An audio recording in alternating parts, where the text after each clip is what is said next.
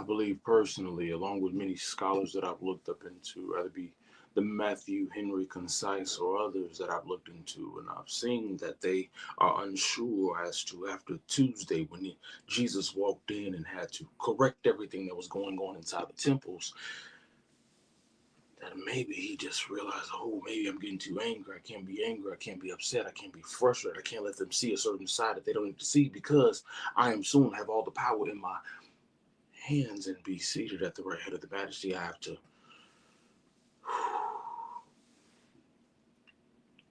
calm down and be silent. The assumption is that on Wednesday, Jesus did something that he often does in many situations after he takes care of the people. He was okay with doing something that many people need to learn how to do. He did what he needed. He took care of the business. He handled the situation. He was solution oriented and not problematic. And after he got done with all of those issues he was dealing with, he was okay with silence. He didn't have to say anything. He didn't necessarily have to do anything. He just moved about because he knew what was getting ready to come about and he knew what was getting ready to happen.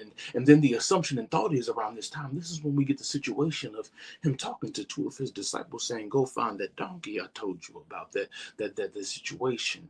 No, I'm sorry, forgive me. He talked about getting the people together to come to a place, to a certain house. This is a certain house now where all of the disciples with him were coming together. The assumption is it was just the apostles. No. Most texts say disciples. So that means almost any and everybody that might have been with him up to this point. But what's amazing is when you get ready to get to certain levels and deal with new things, certain people, they can't stick around too much longer. Some of them have already left. Some of them have already moved on, and now what was once a great big crowd is now dwindling down to just a few people here and there, and you're still wondering who's with you, who's not with you, who's with you because it looks good, who's there for the show, who's there for the opportunity, who's just there to get something out of it and not really there for you. Jesus gets all of these people together. He says we're going to have supper. It was common that when you come in with for supper, you would remove certain garments and remove certain things so that nothing would be in your way. It's not this thing that we do today that we have the whole entire table set up and you gotta have white gloves. It wasn't anything cute. It was relationship oriented.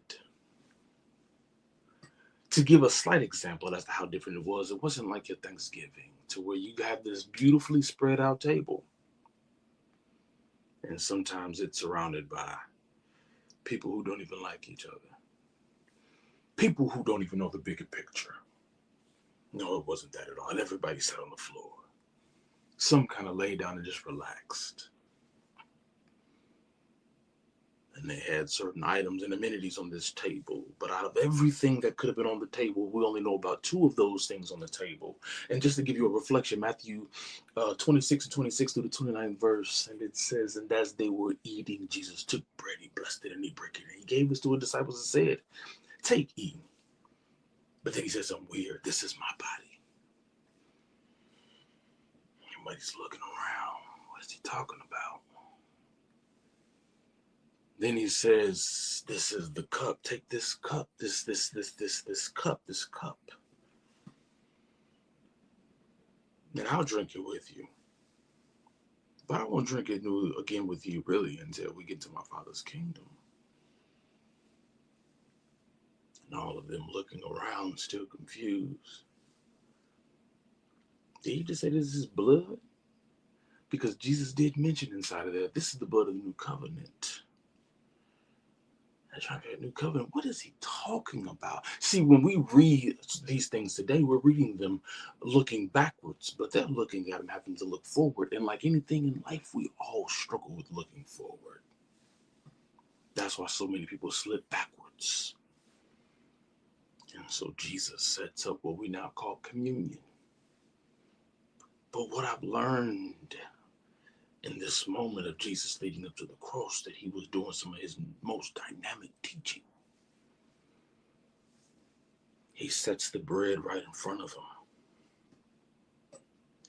Bread that we utilize every day, bread that we have some capacity of dealing with in some area of life, whatever it may be, no matter where you go, whatever culture the case may be, there is a form of bread that people utilize. You have soup bowls for bread, you have bread that you dip, you have bread that you put food inside of, you have bread, all different kinds of bread, focaccia bread, ciabatta bread, all kinds of bread.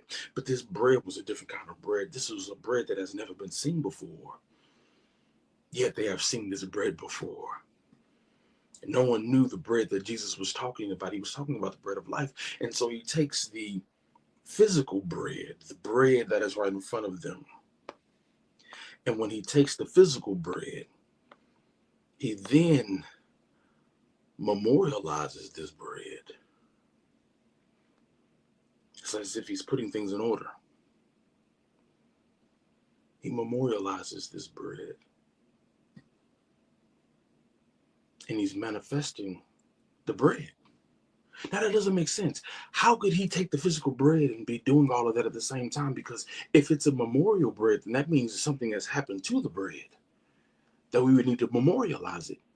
Because he says, do this in remembrance of me. But what do we need to remember, Jesus? I don't understand. What are you doing?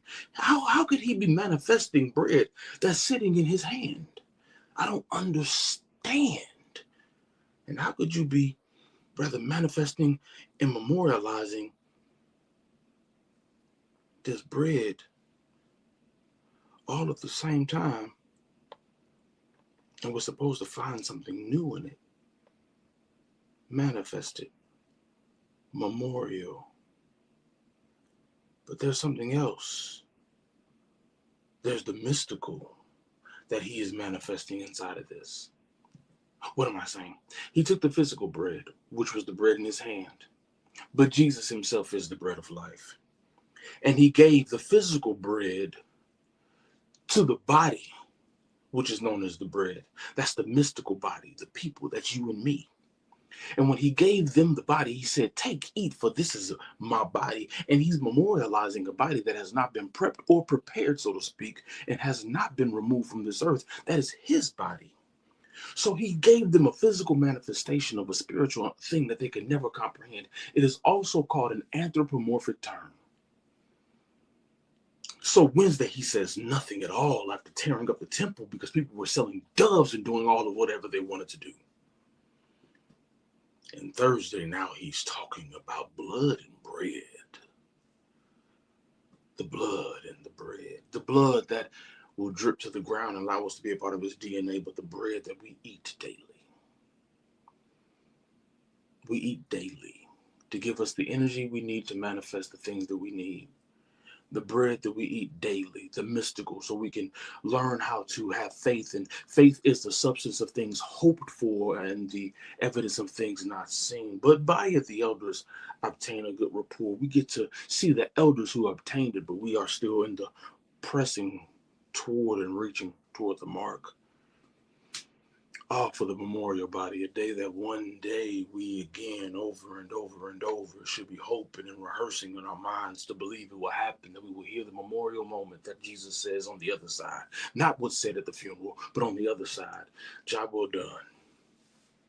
And though it may be scary, but it's the reality. That's what we all should be seeking and working for. Jesus is working himself to this moment because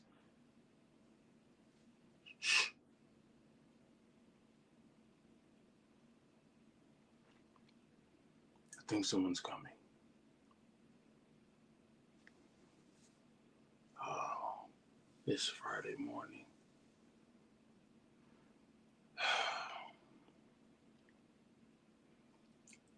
I know I asked for you to remove the bitter cup, but not my will.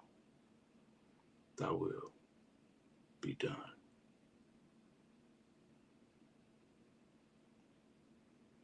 It's Friday morning. It's almost 3 o'clock. In about 24 hours, the same way the sun is not shining right now behind me outside, because it's 2:10 in the morning, it's the same way that sun won't shine when Jesus is on that cross. A day the sun has never seen, and a day the sun will never have to see again. But the sun went through it all for us to be able to say, good morning.